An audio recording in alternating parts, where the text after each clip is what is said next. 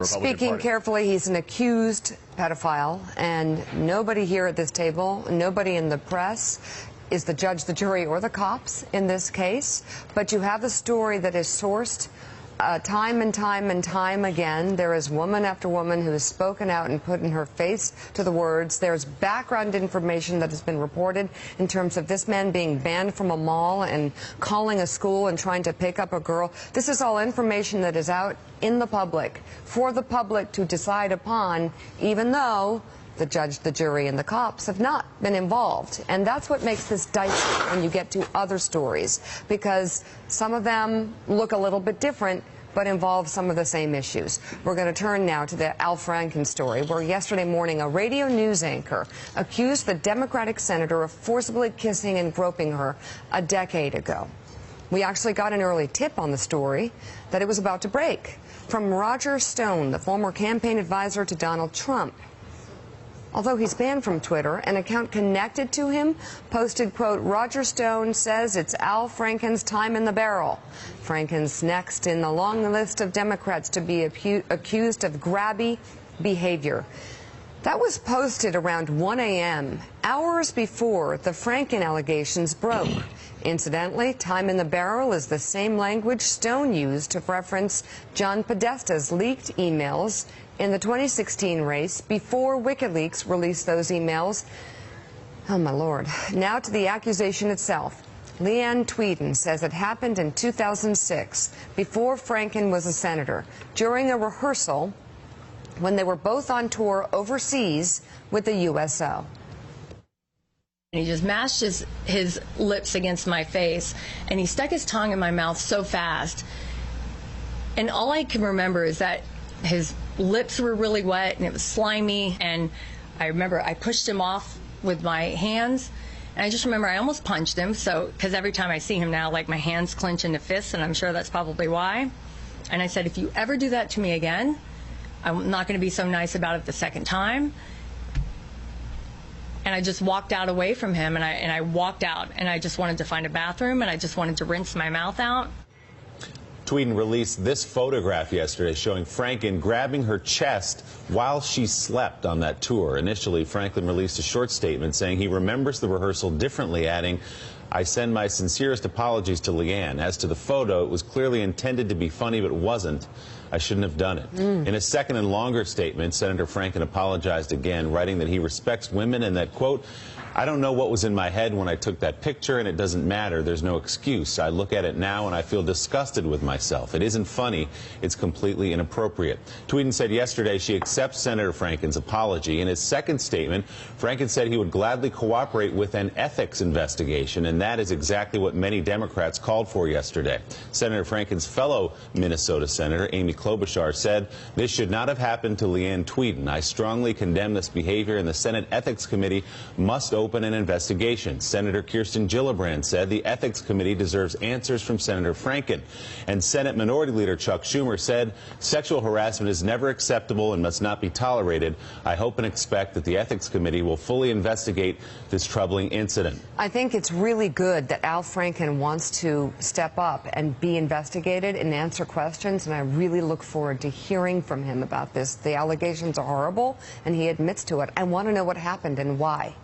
President Trump also weighed in on Twitter last night, writing, the Al Frankenstein picture is really bad, speaks 1,000 words. Where do his hands go in pictures 2, 3, 4, 5, and 6 while she sleeps? And to think that just last week he was lecturing anyone who would listen about sexual harassment and respect for women. Lesley Stahl tape?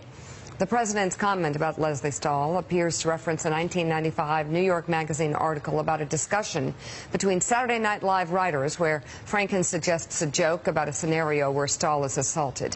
In his book, Giant of the Senate, Franken says the extremely dark joke was never intended to air on television. You know, I want to talk about Trump's reaction. Trump's reactions. Well, here's what's I think is going to be fascinating to watch. Obviously, countless women came forward with allegations against Trump before the election, before he was president.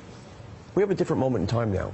And I wonder, are there going to be new emboldened women, maybe with the same way Rose McGowan or Ashley Judd had some much more higher, what I would say, ability to do it because of their renownedness. And I wonder if right now women are going to start to say, you know what, I'm not afraid. I know he's the president. And it's going to be interesting if there's a denouement to these stories, and if all of a sudden he's brought back into this. And I think there will be. I mean, because, you know, you look at the papers and look at Twitter and look at the wire feed, and it's not only the big celebrated cases about people who are famous across the country that we talk about here, but everywhere in the country, on lower levels of state legislatures everywhere, this is coming out.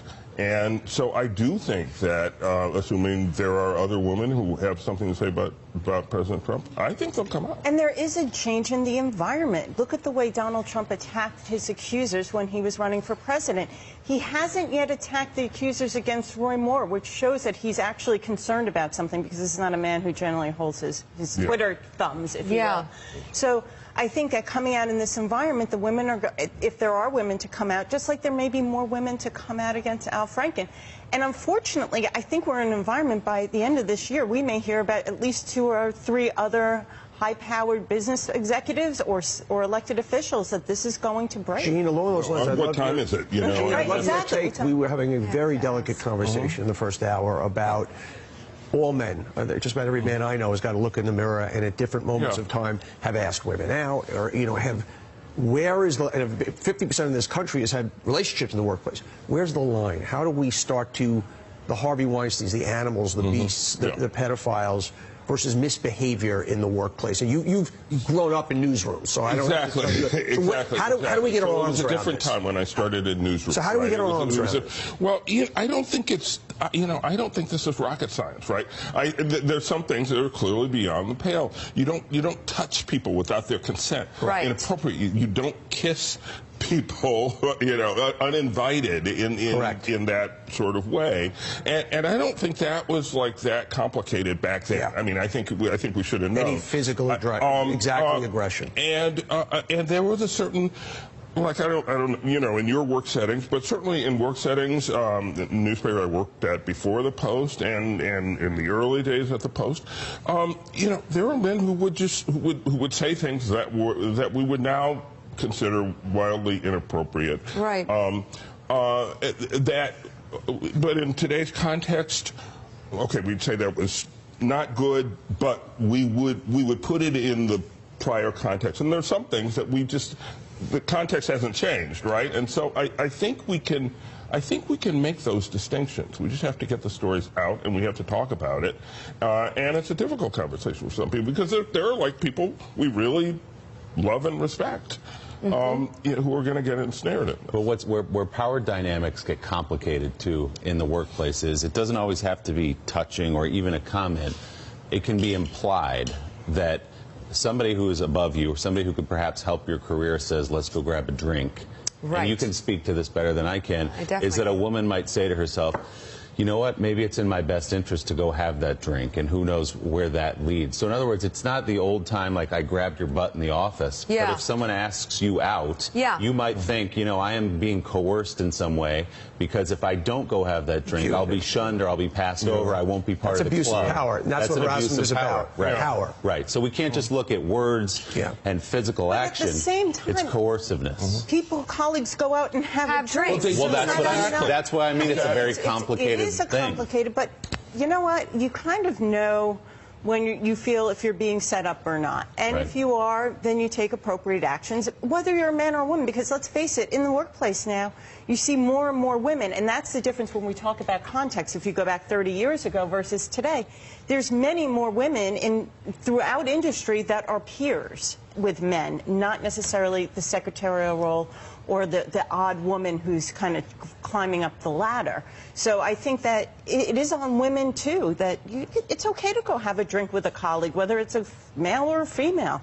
And if you're uncomfortable doing it, don't do it. If you feel like you're jeopardized, most companies do have resources for you. The problem is that the U.S. government does not have a resource for young women to go to. At the Washington Post, since I've been there, which is since dirt, we've always had glass offices. Yeah. We've always had see-through offices. Yeah. I think that's a good idea. No, but you know what? Actually, can I take that a step further? I'm not sure it's okay to go have drinks. I think we're at a point in time where we need to look at work as a place for professional behavior. For example, glass offices. Yeah, that's a good idea. How about leaving the office door open, especially when you're meeting with an underling? Like at the doctor's office, there's always a nurse in the room. There's a reason for that. Mika, then go to every corporation now that is putting bars into workplaces. Look, I know, and coffee bars in the Senate, it's trying to be a social experience, and millennials have sleep pods where they end up having sex. I mean, I've literally heard about that, and it's ridiculous.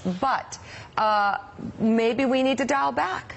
Maybe drinks in the evening with a male senior in a senior position who's much older than you is not a good idea. Maybe he shouldn't ask, and maybe she shouldn't go. Maybe it's lunch, maybe it's coffee, maybe it's a meeting in the office with the door open. Why do we all have to go out to dinner at night with members of the opposite sex when we're working with them? But then that's reverse feminism. If I'm a woman and I'm in a company and there's an important meeting and I'm not going to go because I'm a woman, and that's the reality of business. I'm talking about a group don't need to ask for drinks. But the groups, I will go into any restaurant in Manhattan tonight, and there's tables and tables of 3 women and 4 guys work together, and there's liquor on the table. That's a problem.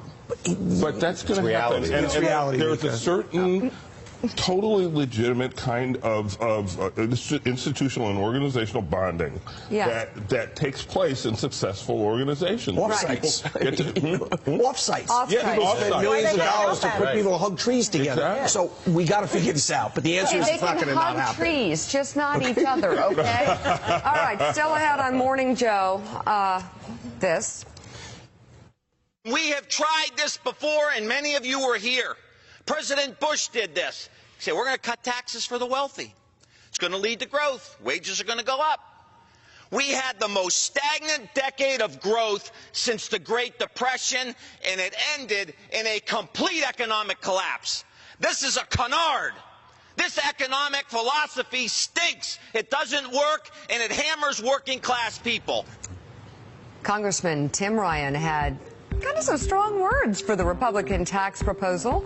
The Ohio Democrat joins us next to talk about it, and we'll get the latest reporting from the White House. You're watching Morning Joe. We'll be right back. Thanks for checking out MSNBC on YouTube, and make sure you subscribe to stay up to date on the day's biggest stories. And you can click on any of the videos around us to watch more from Morning Joe and MSNBC. Thanks so much for watching.